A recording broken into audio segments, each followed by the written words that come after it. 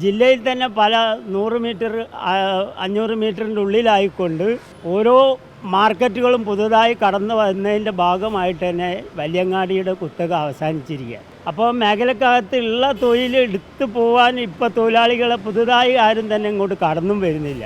അങ്ങനെ ഒരു 1000ൻ്റെ ചോടയായി കുറഞ്ഞിരിക്കുകയാണ് ഈ മേഖലയിൽ തൊഴിൽ.